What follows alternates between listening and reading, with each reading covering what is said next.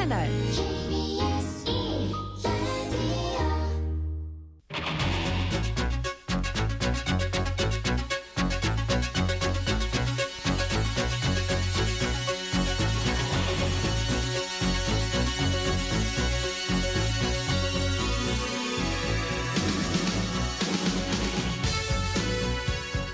안녕하십니까. 성기영의 경제쇼 아나운서 성기영입니다. 지난 1월 말에 중국 스타트업이 저비용 저전력 AI 모델인 딥시크를 공개한 데 이어서 지난 17일에는 또 일론 머스크가 설립한 인공지능 스타트업인 xAI가 최신 버전 챗봇인 그록 3를 선보였는데요. 이 앞으로 해외 빅테크들의 최신 AI 모델이 출시를 앞두고 있다고 합니다. 최근 AI 산업과 AI 반도체 시장에 불어닥친 흐름 짚어보고요. 한국 반도체 기업들이 도태되지 않고 세계적인 경쟁력을 갖기 위해서는 무엇이 필요할지 고민해 보겠습니다. 톰 소여의 모험, 허클베리 핀의 모험 등을 쓴 미국 현대문학의 아버지 마크 트웨인은 투자자로도 유명하죠.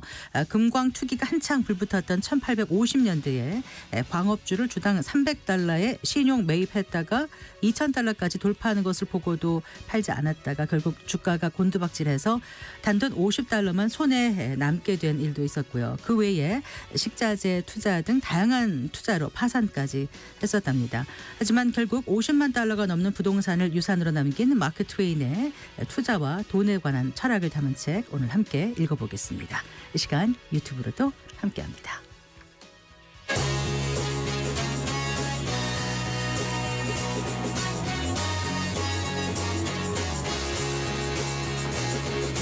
경제 시야를 넓혀드립니다. 투자의 지름길을 안내합니다. 돈 되는 정보를 발견하는 시간. KBS 1라디오 경제쇼.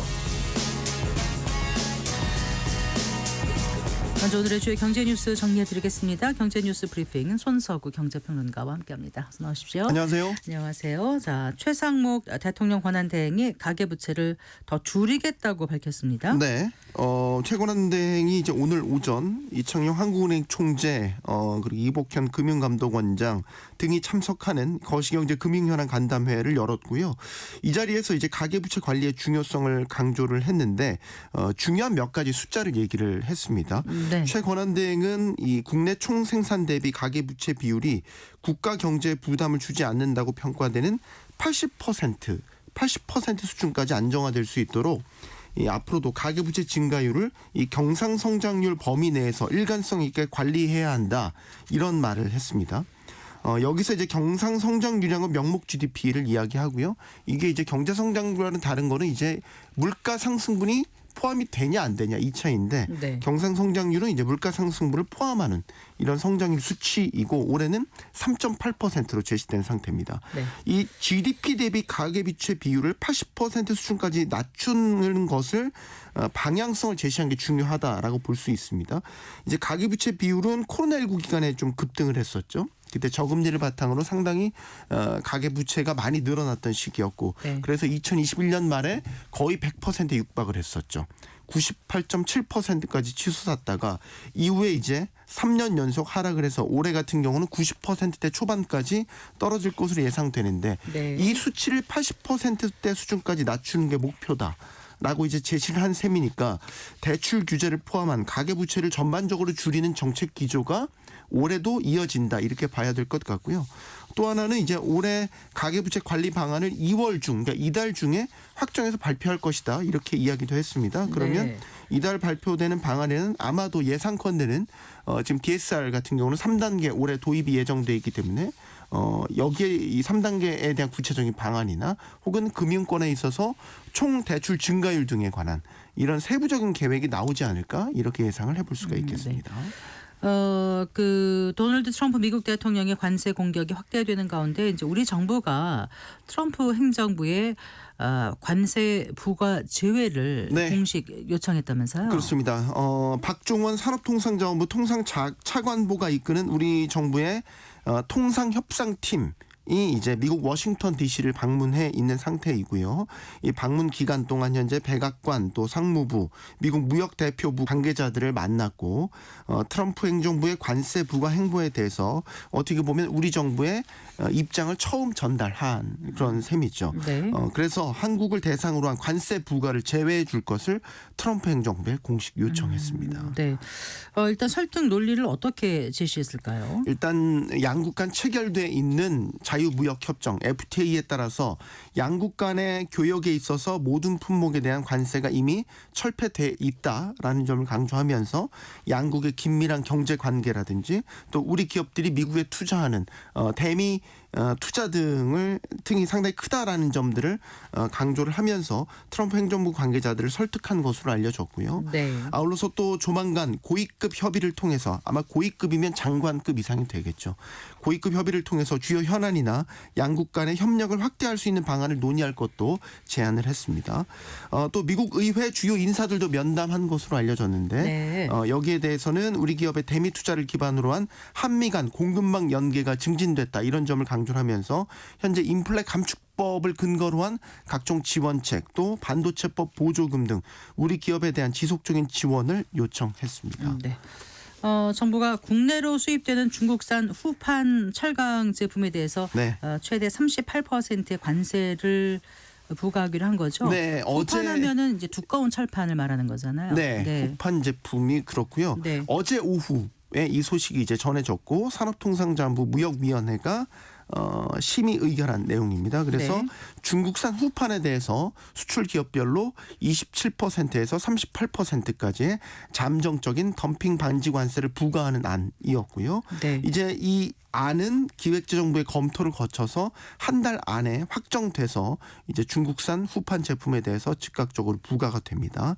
반덤핑 규제라는 건 이제 현지 가격보다 저렴한 가격에 제품 수출이 이루어지고 이를 통해서 산업에 타격이 있을 때 네. 성립될 수 있는 것이고 무역위원회는 이 중국산 후판에 대해서 예비조사를 거친 결과 덤핑 수입으로 인한 국내 산업의 실질적인 피해를 추정할 수 있는 충분한 근거가 있다라고 봤다는 설명을 내놨습니다. 네. 말씀하신 대로 이제 이번 제재 대상에 오른 후판이 두께에 따라서 다른데 기본적으로는 4.7mm 이상인 제품이 다 관세 부과 대상이 됐더라고요. 그러면 이게 이제 중판도 일부 속하는 거고 네. 6mm 이상이 이제 후판까지 다 아우르는 거기 때문에 네. 업계에서 요구했던 부분보다 조금 더 광범위하게 그렇군요. 관세 대상에 올렸다라는 평가가 나오고 있습니다. 특히 이제 후판, 두꺼운 이 철강 제품이 필요한 건설업이나 조선업 위주로 이런 후판에 대한 수요가 많습니다. 네. 자, 이번 반덤핑 조치로 그러면 국내 철강 업계는 좀 한숨을 돌릴 수 있을까요? 네, 국내에서 이제 일반적으로 대량 생산되는 후판 가격이 톤당 90만 원대 초반대에 지금 가격이 형성돼 있는데 중국산 같은 경우는 톤당 20만 원 정도 더 낮은 가격에 4분의 1도 안 되게요. 네, 국내로 들어오고 있기 때문에 네. 국내 철강 업체들 입장에서는 경쟁을 할 수가 없는 상황이다라는 거를 계속 얘기하고 있고 특히 최근에 이제 중국 내에서 과잉 생산된 물량들을 좀 우리나라를 포함해서 해외 시장으로 밀어내기 하듯이 싼 값에 쏟아내기 시작하면서 네. 국내 철강 업체들의 피해가 더 커졌고 이에 따라서 정부에도 계속해서 반덤핑 관세라든지 여러 보호 조치들을 요구를 해 왔습니다.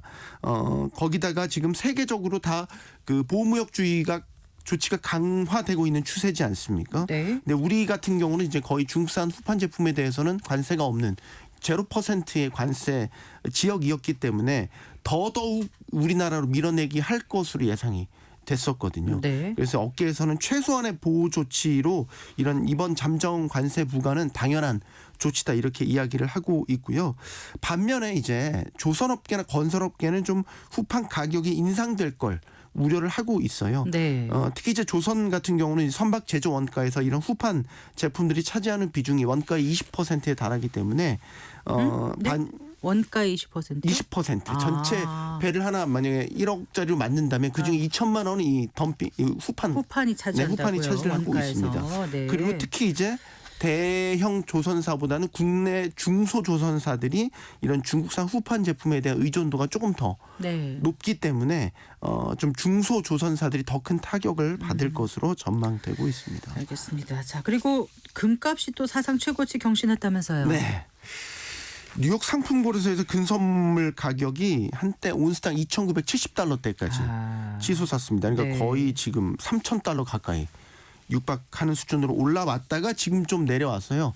$2,950 거래되다가 지금 좀 전에 확인한 $2,940대까지 또 그렇습니까? 조금 더 내려왔더라고요. 네. 하지만 역시 금 가격의 전반적인 상승세는 이어지고 있고 지금 가격 수준이 보니까 1년 전과 비교하면 40% 이상 오른 가격이고 올해 들어와서만도 10% 이상 오르고 있으니까 상당히 가파른 상승세를 보이고 있다고 볼 수 있고요. 네. 지금 금 가격이 오른 거는 뭐 두말할 필요 없이 트럼프 대통령이 세계를 대상으로 펼치고 있는 관세 공격 여기에 따른 뭐 경제 불확실성이 가중되면서 안전자산의 금 수요가 급증했기 때문이고 특히 이제 그 고율의 관세를 부과할 경우에는 전반적인 제품 가격이 올라가니까 이런 것들이 물가 상승률을 끌어올리게 되는 만큼 일종의 인플레이션의 해지 수단 위험 회피 수단으로서의 어떤 실물 금의 매력도가 지금 높아지고 있어서 금 수요가 네. 더 자극을 받고 있는 이런 분석이 나오고 있고요.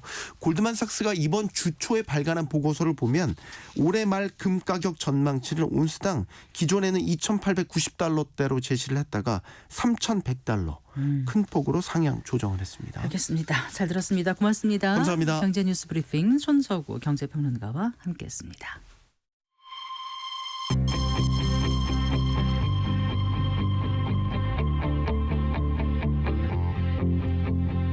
경제 전문가의 원포인트 레슨. 꼭 알아야 할 정보와 이슈를 알기 쉽게 풀어드립니다. 대한민국 경제 고수와 함께 투자의 맥을 짚는 KBS 1라디오 경제쇼. 진행의 성기영 아나운서입니다.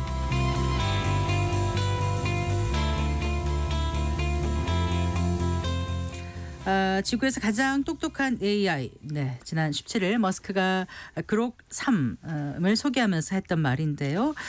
머스크답다는 느낌 받으셨죠?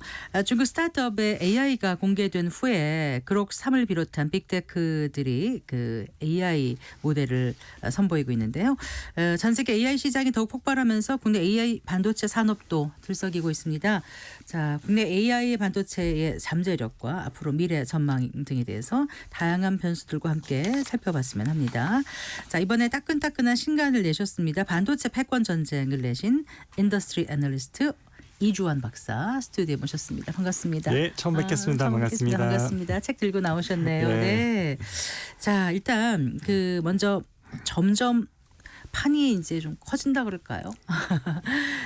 그 AI 산업에 대해서 좀 짚어봤으면 합니다. 이제 17일에 일론 머스크가 그 AI 기업 XAI의 그 최신 네, 그 생성형 그록3. AI 모델인 그록 3라고 하나요? 그록 3, 그록3. 그록 3, 그록 3를 처음 공개했는데 일단 지구상에서 가장 똑똑한 AI라고 얘기를 했어요. 진짜 그런지 공개한 그록 3 어떻게 지켜보셨습니까?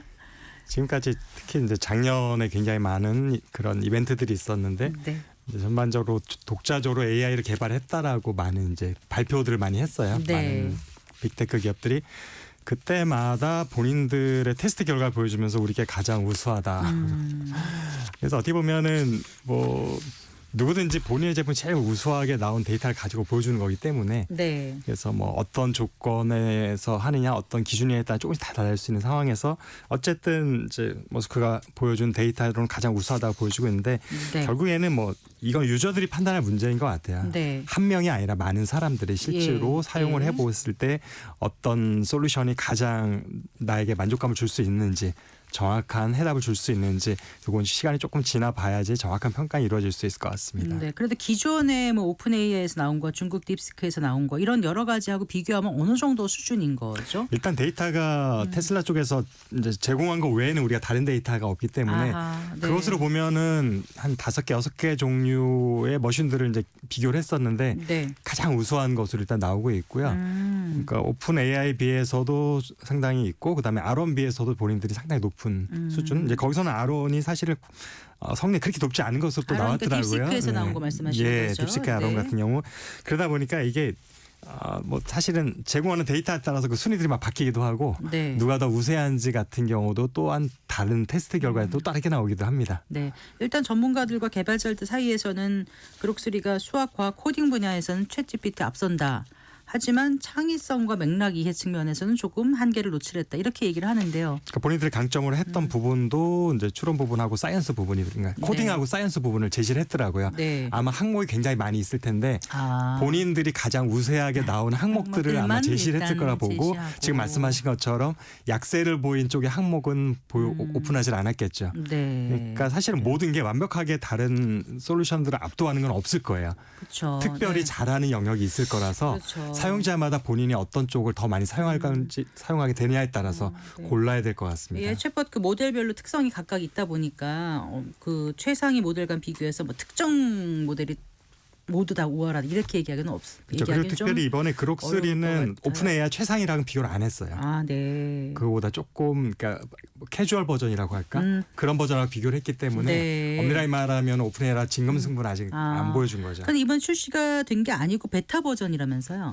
지금 1, 2가 있었고 이제 3인데 3조차도 이제 베타 버전이 맞는 것 같고요. 베타 버전이라는 게 특정 사용자들에게 배포하는 시험용 시험 패스죠. 그러니까 소프트웨어 그래서 같은 사용자 거죠. 일부 사용자들 전문가들한테 피드백을 받아서 거기서 좀 더 완성도를 높이기 보완해서. 위한 그런 게 바로 베타 버전이죠. 아, 그래요. 근데 알파 버전보다는 또 나은 거니까 나아졌고. 양산 직전 정도로 보시면 될 것 같습니다. 네, 알겠습니다. 어쨌거나 지금 흥미로운 게요. 뭐 오픈 AI 그다음에 또 딥시크 등장하고 또 바로 연이어서 또 그록3가 나왔단 말이에요.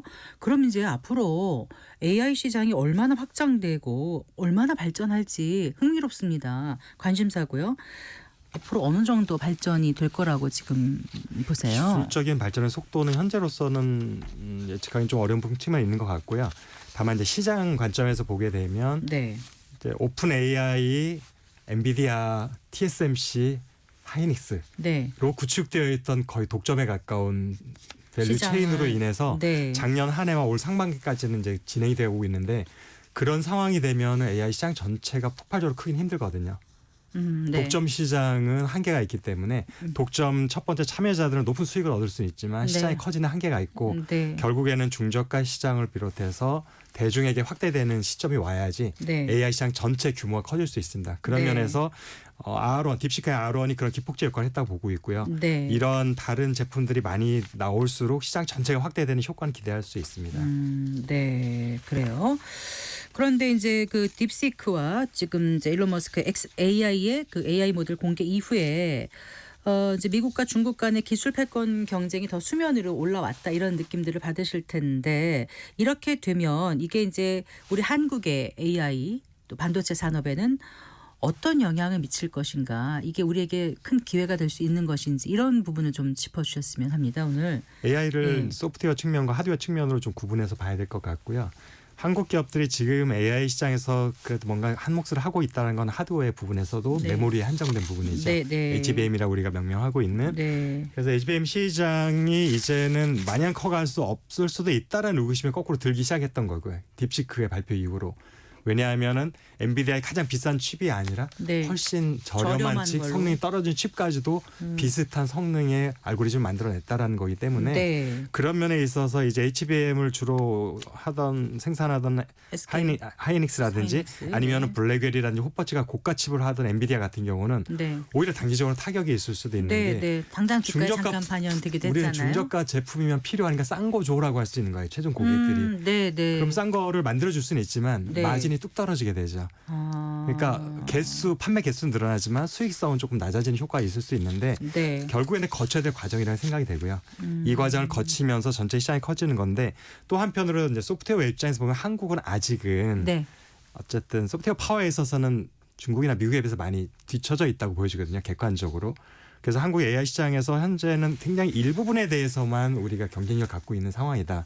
일부분 어떤 거 말씀하시나요? 하드웨어에서도 네, 네. 메모리에 오는 메모리에서 네. 그걸 제외한 나머지 AI 행태 전체를 보면은 네. 한국 기업들은 참여가 거의 부진한 상태이고 네. 마땅한 경쟁력을 갖춘 기업도 찾아보기 어려운 상황이다. 그래서 AI 전체를 봤을 때 한국들에게 기회는 아직으로서는 딱히 우리가 결정적인 킥이라고 할 수 있는 기술력을 가진 기업들이 보이지 않는 상황인 것 같습니다. 네, 그러니까 딥시크와 같은 이런 새로운 시도는 결과적으로 AI 보급을 위한 어떤 큰 자극제 역할은 하는데 우리가 이제 그런 시장 확대 이런 변화에 올라탈 수 있는지 없는지는 지금 좀 지금 일단 너무 부정적으로 보아서는 안 되겠는데 왜냐하면 최근에 또 네이버에서도 예. 글로벌 하이퍼 X라는 네, 최신형 네. 모델을 하면서 일단 나름대로 본인들 평가로는 이전보다 굉장히 저렴한 비용으로도 비슷한 성능 그 이상의 성능을 낼 수 있다라고 발표를 했거든요. 네. 그래서 이런 시도들이 계속 되는 게 일단 중요하다고 생각이 되고요. 네. 근데 한국 기업들한테 기회가 그래도 생겼다고 보는 거는 이제 우리 빅데이터를 위한 AI 데이터 센터 구축 비용이 더 낮아질 수 있다라는 가능성이 열린 거죠. 네. 딥시크의 사례를 보면서 네. 그렇게 되면은 아무래도 한국 기업들은 미국의 보통 우리가 M7이라고 하는 빅테크 기업들하고 자본력에서 많이 차이가 날 수밖에 없는데 네. 이제는 구축 비용을 좀 절약할 수 있구나. 그러니까 적은 비용으로도 이제는 세팅할 수 있구나라는 것들이 약간 우리에게는 우호적인 환경이 된 것 같고요. 네. 이제 여기에 이제 소프트 파워만 있으면 된다라는 것들. 근데 그게 쉬운 건가? 그 부분이 사실은 가장 어려운 부분이고 네. 한국이 반도체에서도 설계가 공정에 비해서는 좀 약한 부분이거든요. 네. 마찬가지로 지금 AI 알고리즘이나 이런 부분들은 완전히 컴퓨터에서 이루어지는 작업들이라서 네. 지금 딥시크도 보죠. 한두 명의 천재가 사실은 굉장한 발견을 해내고 발명품을 낼 수 있는 상황이다. 예. 그런 면에서 저변이 약하다는 게 한국의 약점이지만 네. 우리가 어떻게든지 한두 명의 엘리트 천재들을 발굴할 수만 있다면 근데 그렇게 발굴하는 게 많이 있어야 그 중에서 아웃 오브 한 명이 나오고 두 명이 나오는 거잖아요. 그런 면에서 네. 한국의 지금 설계 인력을 양성할 수 있는 대학의 교육 시스템이 좀 약한 게 사실입니다. 네. 그래서 공정 관련된 전공학과도 굉장히 많고 네. 배출 인력도 많지만 설계 관련해서는 굉장히 제한적이다. 네. 그러니까 말씀하신 것처럼 그러면 외국에서 인재를 영입해야 되는 그런 안타까운 상황이 돼버리는 거고요. 네. 외국에서 인재를 영입하기 쉽지 않은 게 기왕이면 미국에서 일하고 싶어 하죠. 그러면서 한국은 지금 자급적으로 배출은 좀 어렵고 네. 외국 인재들은 오고 싶어 하지 않기 때문에 네. 설계 인력 확보가 사실은 쉬운 문제는 아닙니다. 네. 그 반도체 패권 전쟁이라는 책 지금 갖고 나오셨지 않습니까? 제가 책을 다 읽어보지 못했고 목차라든가 이렇게 좀 둘러는 봤는데 거기에 나온 내용 포함해서 좀 얘기를 좀 해주세요. 지금 반도체 수요가 많다고는 해도 글로벌 반도체 시장이 그리 녹록지 않다라고들 말하지 않습니까? 네. 그 미중의 기술 패권 경쟁은 심화되는데 이제 중국의 저가 반도체 그 DRAM 시장 점유율이 확대되고 있고 그러니 우리는 언제 어떻게 가야 되는가? 우리 한국의 반도체 기업들의 전략 수정이 좀 시급한 게 아닌가 이런 얘기를 하거든요. 책을 쓰시면서 많은 생각을 하셨을 것 같아요. 그 부분이 사실은 상당히 많은 지면을 제가 할애하고 있는 부분이기도 하고요. 네, 네. 이 책의 부제가 어떻게 보면 섬뜩하게 들릴 수 있는데 10년 후 한국 반도체는 살아남을 수 있을까 이거든요. 네. 이 부제를 붙인 이유가 이 책의 내용 중에 한 부분인데 이제 메모리 시장의 성장성이 급격히 둔화되는 시점까지가 10년이 채 남지 10년 않았다. 안 남았다. 그래서 남은 10년 동안 우리가 어떻게 준비하냐에 따라서 미래에도 과거와 현재와 같이 반도체 시장에서 경쟁력을 갖춘 패권 전쟁에서 우리가 우위를 차지할 수 있을지 단순한 부품업체로 전락할지가 결정될 것이다라는 내용인 거고요. 네. 그렇게 우리가 그런 위치에 서게 된 것들은 사실 후발주자 말씀 잠깐 하셨지만 이제 무어의 법칙이라는 것이 옛날부터 굉장히 유명한 무어의 반도체 법칙. 법칙이었었는데 네, 네. 그거는 요약하자면 2년에 한 번씩 칩의 성능이 2배가 된다라는 네, 네. 건데 칩의 성능이 2배가 되기 위해서는 미세 공정의 회로 선폭이 70% 정도로 감소가 돼야 되는 거예요. 네. 2년에 한 번씩. 네. 근데 물리적으로 그게 이제 불가능한 영역에 다다랐고 네. 지금은 굉장히 그 우리만 속도가 물리적으로 그렇다는데 전 세계적으로. 예. 그러니까 물리적 전 세계 어느 칩 메이커더라도 이제 네. 무의 법칙보다 굉장히 느리게 공정 혁신이 진행되고 있다 보니까 네. 그렇게 되면 후발주자가 유리한 거죠. 그렇겠네요. 도망가던 사람들이 옛날에 성큼성큼 뛰어가는데 지금은 장거리로 걸어가고 있으니까 네. 쫓아오는 사람은 아직도 빠르게 뛸 수 있는 영역에 네. 있는 거잖아요. 네. 그래서 격차가 점점 좁혀지고 있는 것들이 최근에 네. 중국에 의한 디램의 위기론이 등장이 되는 거고요. 네. 그런데 결국에는 이 상황이 계속되면 같은 길을 뛰게 되면 같은 코스를 뛰게 되면 언젠가는 바로 턱밑까지 쫓아올 수밖에 없는 거죠. 네. 그래서 한국 반도체가 이후에 중국을 따돌리고 여전히 반도체 시장 패권을 유지하려면 길을 바꿔야 된다라는 게 이 책에서 말씀드리는 겁니다. 다른 길, 중국이 생각하지 못했던 길로 우리는 새로운 길을 개척하면서 새로운 제품으로 가버리면 그것을 또 준비하고 따라오려면 또 한참의 갭을 벌릴 수 있는 거죠. 한국과 중국 사이에. 그러니까 메모리 산업의 종말은 다가온다라고 이제 목차에 쓰신 게 아마 그런 내용인 것 같고. 네, 그렇다면 앞으로 우리가 다른 시장은 어떤 게 있다고 보시는 거죠? 지금 어떻게 보면은 이제 작년과 올해 사이에 SK 하이닉스의 고수익에 올려줬던 HBM이라는 제품이 고대역표 제가 메모리. 볼 때는 단일한 메모리 칩에서 예. 그다음에 어쨌든 복합 칩으로 가는 중간 단계 역할의 성격을 가지고 있다 보거든요. 이전에 D램이나 낸드는 규격이 다 있어요. 네, 그러니까 백화점에서 이마트에 파는 것처럼 네. 만들어서 시장에 진열해 놓으면 네. 싸거나 성능이 네. 좋으면 사가는. 네. 근데 H뱅 같은 맞춤형인 경우는 거죠? 맞춤형이기 때문에 네. 고객이 확보가 돼야 되는 거고 고객 맞춤에 따라서 내가 원하는 성능을 낼 수 있어야 되다 보니까 네. 이 부분은 아직까지는 중국이 쫓아오지 못한 영역인 거고요. 네. 근데 요거는 제가 볼 때는 그냥 초보적인 단계이고 네. 조금 더 시간이 지나면 고객이 요구하는 것들은 D램 내에 간단한 프로세스 기능이 있는 멀티칩은 없겠느냐. 그다음에 지금 모든 칩만 만들어주고 멀티칩, 네. 최종적인 패키징은 TSMC 파운더리 업체에 맡겨서 하거나 대만요. 네. 우리가 전문적으로 패키징하는 OSAT라는 기업들이 하게 되는데 네. 이 부분의 일정 부분을 D램 메모리 업체들이 해줄 수는 없느냐라는 이제 수요들이 있을 것 같습니다. 네. 이런 부분에서 우리가 앞장서서 고객을 만족할 수 있는 솔루션을 제공할 수 있다라면 후발주자가 전혀 생각하지 못했던 길이 되는 거고요. 네. 이렇게 되면은 10년 후가 되더라도 단순한 메모리 공급자가 아니기 때문에 네. 동등한 파트너 입장에 설 수 있게 되는 거라서 우리의 어떤 메모리 강국으로서의 패권에서의 경쟁력을 갖는 시간이 좀 더 연장될 것 같습니다. 자, 그 2028년까지 HBM이 전체 D램 시장의 30% 이상을 차지할 거란 전망이 나오고 있지 않습니까? 이렇게 되면은 우리는 어떻게 해야 되는 거예요? 이 30%는 아마 용량 기준일 것 같고요. 네. 금액 기준으로 하면 올해 연말 정도 되면 이미 30% 된다고 지금 예상치들 나와 있어서 네. 그런데 이제 그거는 어느 정도 맞을 것 같아요. 근데 이 성장세가 내년 이후도 지속될 거냐에 대해서는 전문가 간의 의견이 많이 엇갈린 부분이 있거든요. 네. 그러니까 HBM은 잘 준비해서 한국이 선점을 하고 있지만 HBM 시장이 고속 성장이 계속되지는 않을 수도 있다라는 게 절반 정도의 확률을 갖고 있어서 네. 그래서 이것에 우리의 모든 역량을 지금 집중해서는 안 된다고 저는 보고 있고 그래서 제가 생각하는 솔루션은 HBM에서 작년과 올해 사이에 많은 돈을 벌 수 있어요. 이것을 HBM 투자하지 않았으면 좋겠다. 일부는 HBM을 위한 재투자를 해야 되겠지만 일부는 방금 전에 우리가 얘기를 나눴었던 네. 후발주자들이 따라올 수 따라오지 없는 길을 못하는? 바꿔주는 쪽에 네. 투자를 하고 인재를 영입하는 곳에 써야 되지 않을까. 필요하면은 어쨌든 패키지가 될 수도 있고 아니면 우리가 어떤 솔루션이나 소프트웨어 업체가 될 수도 있겠지만 네. 외부 업체들을 인수하는 것도 우리는 적극적으로 고려해야 될 것 우리가 같습니다. 인수한다. 인수를 하는 거죠. 우리가 부족한 부분들을 우리끼리 해서는 시간이 많이 걸리잖아요. 네. 그럴 경우 M&A가 가장 빠르게 기술을 습득할 수 있는 방법이니까요. 네. 지금 이제 트럼프 대통령의 관세 정책도 이제 걱정입니다. 뭐 한 달 내에 반도체 수입품에 25% 관세를 부과하겠다고 예고하기도 했는데 어떻게 될까요? 만약에 이거대로 된다라면. 지금 사실은 반도체는 ITA 협정 때문에 아예 무관세예요. 네. WTO에 가입되는 국가들끼리는 네. 0%였던 관세가 25%가 되면은 이거는 충격이 사실 굉장히 클 수밖에 없는 건데 예.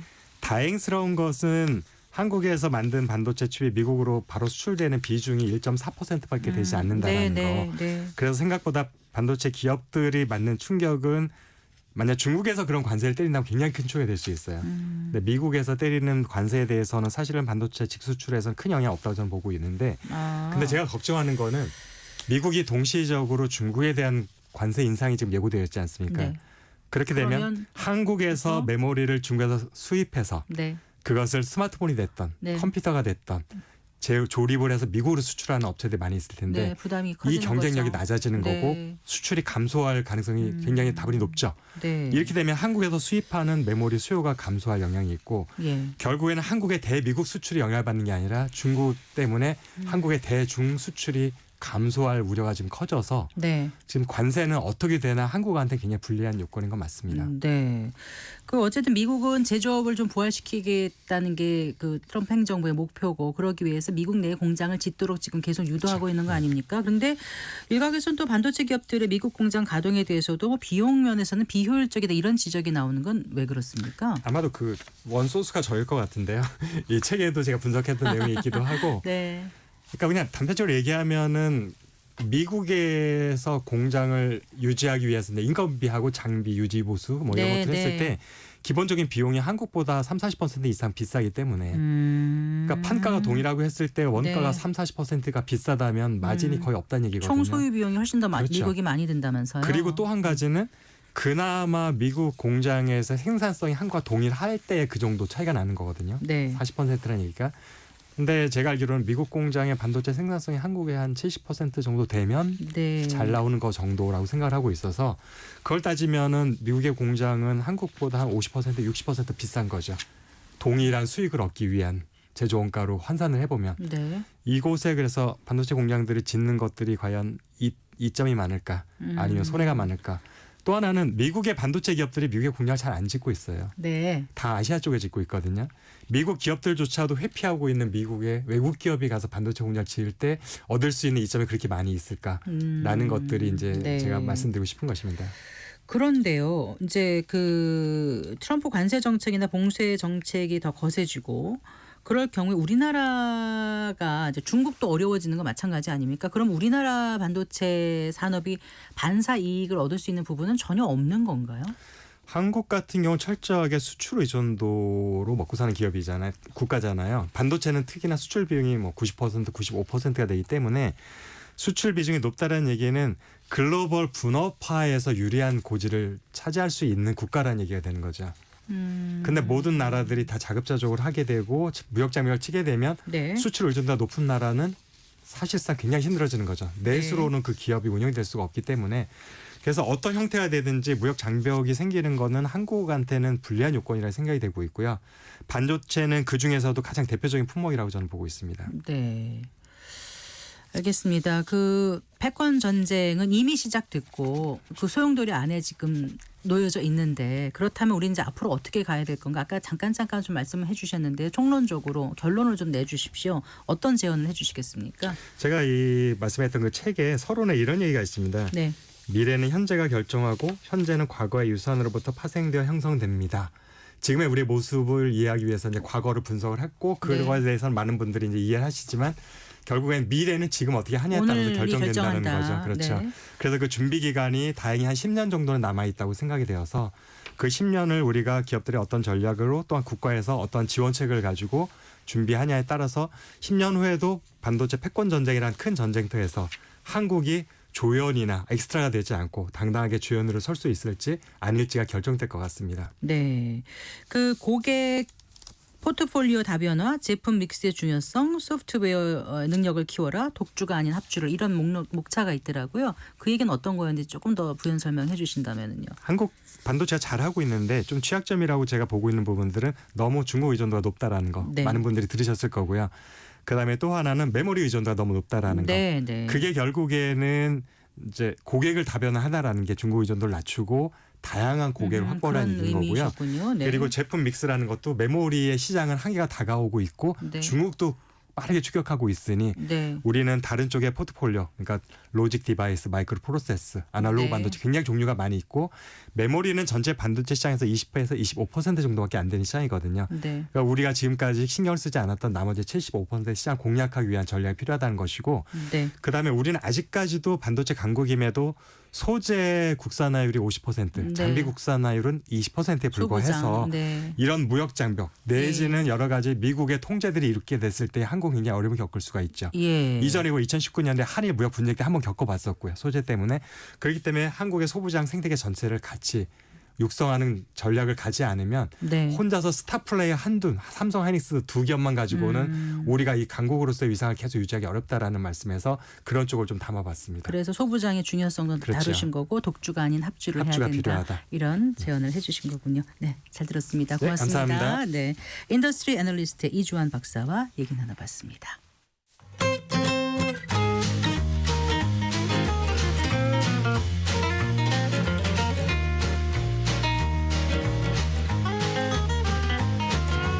경제 맛집 투자 핫플.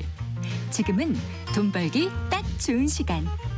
KBS 1라디오 경제쇼.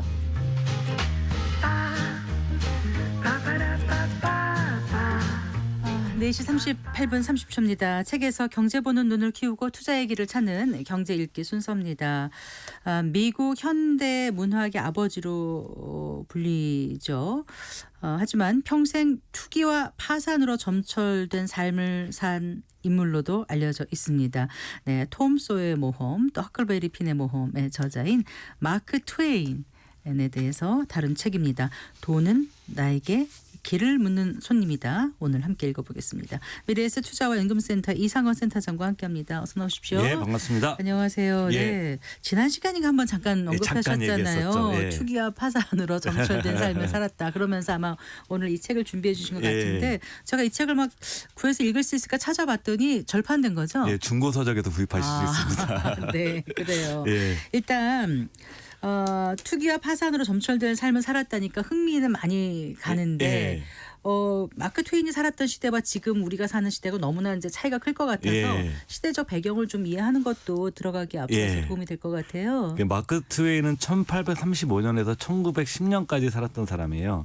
이 시기가 미국 역사상 투기의 열풍이 가장 심했던 시기입니다. 그랬나요? 뭐 그리고 나서 그 정도 급 정도의 투기를 한 게 아마도 그 인터넷 버블기가 아니었을까. 그 정도 투기가 많았던 곳인데 네. 이 시기였는데 마크 트웨인은 본인뿐만 아니라 그의 아버지도 투기를 하다 실패하고 쫄딱 망해서 한 푼도 못 물려주고 죽었어요, 아버지가. 그래서 그 마크 트웨인은 12살 때부터 마크 네. 트웨인은 정규 교육을 받아본 적이 없습니다. 아, 그렇군요. 12살 때부터 돈 버는 일을 해야 됐는데 네. 이 다양한 직업을 거쳐요. 수로 안내원, 광부. 그러니까 광부를 했기 때문에 나중에 금투기도 하게 되죠.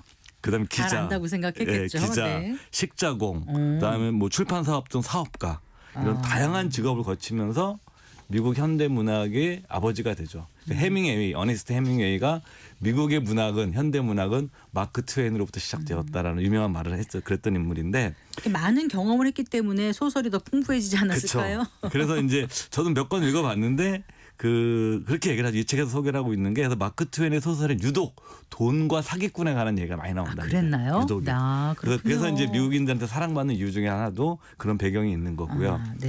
근데 이 항상 여기서 우리가 생각해 볼 수 있는 교훈은 이 새로운 기술과 부채, 레버리지가 만날 때 이게 투기가 형성되기 위한 가장 좋은 조건이에요. 그렇죠. 예. 그래서 1990년대 말과 2000년대 초에 인터넷 열풍도 전형적인 그런 사례였거든요. 그러니까 마크 트웨인이 살았던 시기에 처음으로 새로운 기술과 레버리지가 만났던 게 운하입니다. 운하. 운하. 네. 그죠. 그러니까 미국이 동부와 서부를 운하로 연결하면서 생산성이 엄청나게 높아지거든요. 이때 또 처음으로 주식 신용 대출이 도입이 돼요. 네. 딱 그러기 때문에 운하라는 새로운 문명, 새로운 기술과 투기가 신용 투자가 만나면서 네. 그 버블이 일어나고요. 그 다음에 나타난 게 철도 투기입니다. 그 당시 사람들이 철도 주식에 대한 투기가 일어나는데 어떻게 네. 생각했냐면 철도의 엄청난 수송 능력 때문에 평생 얻게 될 정보가 2배 이상 늘어나고 그러다 보면 자연스럽게 전 세계가 하나의 언어를 사용하게 될 것이라고 그 당시에 사람들이 생각을 했대요. 네. 그러다 보니까 철도 주식만큼 좋은 게 없었겠죠. 그러니까 어느 정도였냐면 옛날에 우리나라도 인터넷 그 거품 시절에 닷컴 붙이는 게 유행이었었거든요. 회사 뒤에 이름에다가 네. 닷컴만 붙여도 주가가 올랐었는데 철도 투기 당시에 똑같이 이런 현상이 있었어요. 그러니까 호텔이나 사무실, 거리, 건물 등의 이름에 철도라는 말을 붙이는 게 닷컴처럼 이렇게 유행을 많이 했었다고 그러고요. 네. 그 마크 트웨인은 이런 시대에 기꺼이 투기에 뛰어듭니다. 네. 그리고 여러 차례 파산을 하지만 이 마크 트웨인은 미국에서 가장 유명한 강사였어요. 유머 강사. 유머요? 유머 강사. 굉장히 낙천적이고 유머러스한 사람이었기 때문에 이 어려움들을 다 이겨내고 그 당시 돈은 굉장히 큰 돈인 50만 달러 유산으로 남기고 결국은 부자로 죽습니다. 그래서 이 책에서는 이제 마크 트웨인의 일생을 전부 다룬 건 아니고요. 마크 트웨인의 책에서 나온 돈과 관련된 말들을 네. 뽑아서 네. 그 말들의 의미를 되새겨보고 거기서 우리가 투자에 대해서 어떻게 생각해봐야 되는지를 그 조언을 담고 있는 책이라고 할 수가 있습니다. 뉴욕 증권거래소 전신인 뉴욕 주식거래소가 1817년에 설립되었는데 이제 마크 트웨인이 1835년에서부터 이제 태어나서 예, 맞습니다. 활동을 한 거잖아요. 예. 근데 그래서 아까 그 신용 대출이 시작된 게 이제 마크 트웨인이 예. 한참 투자를 할 때 그때 예, 신용이 맞습니다. 시작이 됐나 예. 보죠. 네, 그래요. 그래서 어떻게 투기를 하고 어떻게 했다는 건지 어떻게 파산 웃으면서 얘기하면 안 되는데 그러니까 돈을 다 날린 거죠. 그러다 보니까 이제 자기가 이 소설이나 자기 자서전 같은 곳에다가 돈이나 투기나 투자에 관한 약간 재미난 말들을 많이 그 작품 속에 녹여내요. 네. 그 재미난 말 중에 이런 말이 있습니다. 본인이 평생 투기를 해봤기 때문에 네. 이런 말을 해요. 10월은 주식에 투자하기에 특별히 위험한 달이다. 또한 7월, 1월, 9월, 4월, 11월, 5월, 3월, 6월, 12월, 8월, 2월도 대단히 위험한 달이다. 안 위험한 때가 없다는 거죠. 그러니까 유머스럽게 얘기한 거죠, 이 사람이. 근데 실제 미국에서 10월 달에 주가 폭락이 제일 많았어요, 아, 역사적으로. 그랬나요? 1929년 대공황 때도 그랬었고 네. 87년도 그 블랙 먼데이인가 블랙 튜스데이인가 할 때 미국 역사상 하루 낙폭이 가장 컸던 날이 있거든요. 네. 우리가 서킷 브레이크 제도라고 네, 그러잖아요. 네. 너무 많이 떨어지면 일단 정지를 하죠, 주식시장을 매매. 정지시키는 네. 게 87년도 대폭락 때문에 나온 제도예요. 그래서 이제 이 책의 저자는 마크 트웨인의 이 말을 이용하면서 이런 얘기를 합니다. 투자자들은 시장 변동성에 대한 이해를 하는 것이 굉장히 중요하다. 그러니까 주식시장에서는 주가가 20% 정도 하락하는 것은 5년에 한두 번씩 일어나는 일이다라는 겁니다. 그렇기 때문에 투자자들이 또 하나 조심해야 될 거는 시장이 움직일 때는 오르는 건 좀 천천히 오르고 네. 떨어지는 속도가 항상 더 빠르다. 그러니까 주식시장학부는 이런 변동성의 속성을 이해하고 내가 투자를 하는 것이 굉장히 중요하는데 대부분의 사람들은 투자를 할 때 이런 식의 변동성을 이해하기보다는 가격이 오른다는 이유만으로 가격이 오를 것 같다는 이유만으로 투자를 하는 경우가 굉장히 많이 있거든요. 많은 네. 분들이. 그렇기 때문에 저자는 그런 것들을 각별히 조심해야 된다라고 얘기를 하고 있는 거죠. 네. 블랙 먼데이가 10월 19일이었네요. 87년. 예. 네, 그래요. 그래서 아까 광부로도 잠깐 일했는데 그래서 광업 관련한 주식을 주당 얼마에 샀다고 그랬죠? 네. 저는 기억이 안 나는데 네. 하여튼 반토막 이상이 더 났을 겁니다. 반토막이 아니라 10분의 1 토막 났던가 그럴 거예요. 아마. 네, 그러니까 예. 주당 300달러의 신용 매입을 한 거예요. 예. 근데 2,000달러까지 올랐는데 저도 이제 사전에 조사를 해보니까 6,000달러까지 오를 거란 믿음을 갖고 계속 보유하다가 예. 폭락을 해서 다 날리고 단단 50달러만 손에 남게 됐다. 이게 이제 재미난 말 중에 하나가 예. 뉴턴 모멘텀이라는 게 있습니다. 뉴턴 모멘텀. 그러니까 아이작 뉴턴이죠. 네, 네, 현대 물리학의 아버지고 네. 인류 역사상 최고의 천재 중에 한 명이에요. 사실 물리학 역사에서 가장 중요한 인물이 아이작 뉴턴이고 그가 소위 말하면 우리가 이제 물리학의 3법칙을 만들어낸 인물이고 그 다음에 아인슈타인이 상대성 일어난 게 물리학 네. 역사에서 가장 중요한 천재들이잖아요. 네, 그러니까 그런데요? 아이작 뉴턴 경우에도 그 남의 주식이란 주식에 투자를 해서 한 3배 정도 벌고 팔아요. 이분이. 네. 딱 팔았고 그 당시 직책이 뭐였냐면 영국 조폐공사 담당 사장이었어요. 또 직업 그 아이작 뉴턴 경이. 네. 근데 딱 팔고 나니까 계속 오르는 거예요. 네. 또 한 3배 이상 오르니까 네. 자기도 안 되겠다 해서 뒤늦게 다시 샀어요. 예, 그때는 또 당연하죠. 뭐냐면 또 레버리지를 일으키시죠. 이분도 빚을 내서 같이 들어갑니다. 네. 그러니까 처음에 오르다가 확 떨어져요. 결국은 전 재산을 날리죠. 그러니까 그래서 이게 뭐냐면은 새로운 어떤 기업이나 새로운 기술의 등장과 더불어 거기에 과도한 레버리지가 개입되고 네. 또 포모 네. 남들이 돈 벌 때 나는 못 벌 것 같은 내가 피어 오브 미싱 아웃이죠. 미싱 아웃 나만 제외될 것 그렇죠. 같은 아이작 소외될 것 같은 뉴턴 두려움. 두 번째 아이작 뉴턴 경이 주식을 산 걸 보고 뉴턴 모멘텀이라는 표현을 씁니다. 네, 그렇군요. 이게 뭐냐면 투자하실 때 레버리지 일으키시는 분들이 뉴턴 모멘텀에 해당되는 분들이 굉장히 많으실 거예요. 네. 아마. 예. 또 이제 얘기하는 중에 이제 마크 트웨인이 벤처 기업에도 투자를 많이 했었어요. 그러니까 완전 얼리 어댑터였습니다, 이 사람이. 그래서 네. 발명가들을 굉장히 좋아했고 발명가들 사업에 돈을 대주다가 과감하기도 하고 용기도 있고 그러네요. 예, 그러니까 이제 과감한 사람이죠. 근데 이제 이 벤처 기업 투자에서 마크 트웨인이 엄청난 기회를 갖는데 그 투자를 결국은 못 해요. 그 회사가 어느 거냐면 그레이엄 벨. 전화. 그쵸. 네. 세계 최초로 전화를 발명한 그레이엄 회사인데 예. 이 주식을 했는데 그 전에 다른 벤처 기업에 투자했다가 완전히 박살나 있는 상태였기 때문에 이분이 네. 마크 트웨인이 마음이 이제 가슴이 오그라들었겠죠. 조언을 받아요. 그레이엄 벨이라는 회사의 주식을 살 수 있는 기회가 있는데 안 했어요? 했어요? 본인이 얘기를 해요. 하도 내가 딴 투자에 실패를 해서 진절머리가 나가지고 안 했군요. 예, 거절을 했다. 근데 대박이 났을 것 같은데. 완전 대박이 나죠. 왜냐하면 생각해 보세요. 그 전화는 실체가 있는 벤처 기업이잖아요. 예, 네. 예. 근데 보통 이런 경우가 있는데 마케팅한테 우리가 배워야 되는 건 뭐냐면 네. 이런 경우에는 사람들이 다 좌절하거나 자신을 탓해요. 네. 그때 내가 했었어야 되는데. 그거 안에서 내가 이렇게 살아 지금. 근데 마크 트웨인은 전혀 그러지 않았어요. 항상 자기가 잃어버린 기회에 대해서는 쿨하게 인정했어요. 그 그레이엄 벨로 엄청난 부자가 될 수 있는 기회가 있었음에도 불구하고 그렇게 하지 자존심이 못했지만. 강한 스타일 아니었을까요? 아, 그렇죠. 그래서 이제 이 우리가 뭐 금세기 최고의 투자자는 워렌 버핏도 자신이 투자에서 가장 실수한 게 무엇이냐라는 얘기를 할 때 네.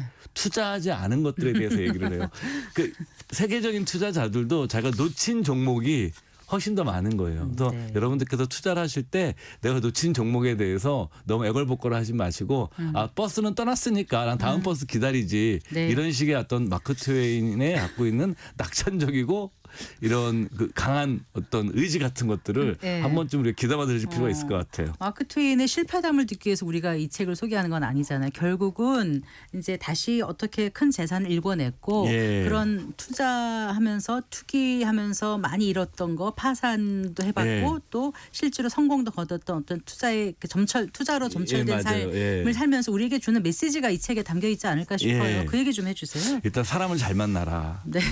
이게 뭐냐면 제가 옛날에 기자 생활할 때 만났던 어떤 투자에 굉장한 고수신 분이 계셨는데 네. 그분이 저한테 해줬던 얘기가 뭐냐면 투자는 내가 버는 게 아니라 사람이 벌어다 주는 거다. 투자로 돈 버는 거는. 이런 얘기를 한 적이 있었는데 마크 트웨인도 마찬가지입니다. 네. 그러니까 굉장히 어려웠는데 스탠다드 오일 아시죠? 네. 존 디 록펠러. 예. 소위 말하는 그 자본주의 사회에서 최초의 독점 기업이었고 기업 네. 분할을 한 거죠. 네, 지금 현재 엑슨모빌이 세계 최대 정유업체인데 그게 뉴저지 스탠다드입니다. 스탠다드 오일의 독점에 그 딱 거기 트러스트에 네. 뉴저지를 담당하고 있던 회사가 네. 현재 세계 최대의 정유회사 엑슨모빌이거든요. 그런데요? 그러니까 여기에 그 최고 경영진 중에 한 명이었던 헨리 로저스라는 사람이 친구였어요. 아. 이 사람이 마크 트웨인의 열렬한 독자였습니다. 네. 그래서 이제 마크 트웨인이 마지막에 출판업을 하다가 큰 부채를 지게 되거든요. 네. 이때 이 사람이 그 부채 조정도 해주고 그다음에 판권도 협상을 해주면서 마크 트웨인의 부채를 갚아주는 프로그램을 만들어요. 아, 그러니까 부채 상환 그러니까 프로그램. 요즘 우리로 얘기하면 신용 회복, 신용 지원. 회복 같은 작업을 그때는 없었으니까 이거를 친구가 작업을 나서 다 해줍니다. 아, 네. 그래서 그때 그러면서 마크 트웨인이 뭘 했냐면 그 당시에 미국에서 최고의 강사를 받는 사람이었거든요. 그래서 네. 외국에 강의를 나갑니다. 4년간 네. 강의 투어를 다녀요. 그래서 마크 트웨인이 이런 얘기를 합니다. 내가 지구를 4년간이나 배회하면서 여러 나라에서 강연할 수 있었던 것은 그가 헨리 로저스 친구가 네. 4년이 끝나는 시점에 내가 모든 빚을 갚을 것이라는 약속을 내세워 채권자들과 협상을 했기 때문에 가능한 일이었다. 네. 그렇지 않았다면 나는 지금쯤 문 밖에서 네. 빌린 우산을 쓰고 살았을 것이다. 네. 그래서 여러분들께서 뭐냐면 오늘도 이제 점심 먹으면서 그런 얘기를 했는데 투자 의사 결정할 때는 나보다 가난한 사람한테는 절대 물으면 안 된다. 그러니까 나보다 더 부자인 사람한테 물어야 되고. 돈을 벌어본 경험이 있는 그쵸. 사람. 네. 그러니까 많은 분들이 비싼 사람이랑 대화를 하시거든요. 그래서 여러분들께서도 투자 같은 거 하실 때는 사람의 중요성 늘 생각해 보시고 나보다 더 그쪽에 나은 사람한테 구하고 그들의 조언을 갖고 성공을 했다면 일부를 살해하는 방식으로 관계를 만들어 나가시는 것이 좋고 네. 마크 트웨인도 결국은 친구를 통해서 재기를 하고 부자로 죽습니다. 저희 한 2분 정도 남았거든요. 예. 어떤 얘기 해주실까요? 이 책 돈은 나에게 길을 묻는 손님이다. 결국 예. 돈이라는 게 최상의 목적인 최선의 목적은 아니고 돈이 어떻게 보면 잘 쓰고 가는 도구라든가 예. 이런 표현이 아니었을까 싶기도 네, 한데요. 맞습니다. 예. 제가 개인적으로 마크 트웨인의 이 어록 중에서 네. 가장 좋아하는 말이 있어요. 이게 어떤 말이냐면 많은 분들이 막 하고 싶은 일, 그다음에 뭐 좋은 일, 막 이런 얘기들만 하시는데 그렇지 않다는 삶이라는 것 자체는 그 마크 트웨인이 한 얘기입니다. 본인은 많이 안 그랬으면서 한 얘기지만 네. 하고 싶지 않은 무언가를 매일 한 가지 이상 꼭 하도록 해라. 그것은 고통 없이 의무를 행하는 습관을 만드는 황금률이다. 네, 고통 없이 의무를 행하는 의무를 행하는 황금률이다. 그러니까 그런 습관을 만드는 많은 분들이 하고 싶지 않은 거. 이를테면 운동하는 운동. 전 그 생각했어요. 거 매일 하고 싶지 않은 일이에요. 그러니까 소식 안 그러니까 돼요. 여러분들이 만약 저도 그 회사 생활하면서 그렇잖아요. 맨날 저도 회사 생활하지만 제가 좋은 일만 할 수 없거든요. 그럴 때 저는 옛날에는 그럴 때 이 마크 트웨인의 말을 제 책상 앞에 붙여놨었어요. 그래서 하루에 한 가지씩 하기 싫은 일을 하자. 네, 계단 오르기 뭐 뭐 이런 거. 것들. 네. 그래서 많은 것을 바꾸는 것이 아니라 네. 마크 트웨인의 말이 의미하는 것은 인생을 바꾸기 위해서는 많은 것을 할 필요 없이 하루에 한 가지씩 하기 싫은 일을 하시면 됩니다. 예. 네. 하고 싶지 않은 무언가를 매일 한 가지 이상 꼭 하도록 하라. 고통 없이 의무를 행하는 습관을 만드는 황금률이다. 예. 굉장히 와닿습니다. 예. 네. 그 저축 이런 거에 대해서도 아무리 투자하고 투기했지만 그런 중요성도 얘기를 했을 것 같은데요. 그렇죠. 네. 뭐 이런 말을 합니다. 돈을 절약하는 간단한 규칙. 자선단체에 기부하고 싶은 열렬한 충동에 빠졌을 때는 잠시 진정하고 마음까지 세워라. 절반을 전략할 수 있을 것이다. 네. 4분의 3을 전략하려면 60까지 네. 전부 절약하려면 65세까지 세워라. 이게 이제 망설임을 위한 세마기. 네. 소비 같은 거 하실 때 여러분들께서 막 사고 싶은 충동에 빠지시면 그때부터 1, 2, 3, 4 해가지고 마음까지 세보세요. 그러면 소비 충동이 줄어듭니다. 실제로. 자선단체 기부하지 말라는 게 아니라 그런 의미가 아니라 자기 형편을 잘 생각해서 그렇죠. 돈을 잘 제대로 모으기 위해서는 어떤 태도를 해야 예. 되는가 이런 얘기를 준 것 같습니다. 그런 유머를 한 거죠, 이 사람이. 네, 그렇습니다. 고맙습니다. 예, 감사합니다. 미래에셋 투자와 연금센터 이상권 센터장과 함께했습니다. 마칠 시간입니다. 성기영의 경제쇼 오늘 순서 여기까지고요. 저는 다음 주 월요일 오후 4시 5분에 여러분 다시 찾아뵙겠습니다. 아나운서 성기영이었습니다. 고맙습니다.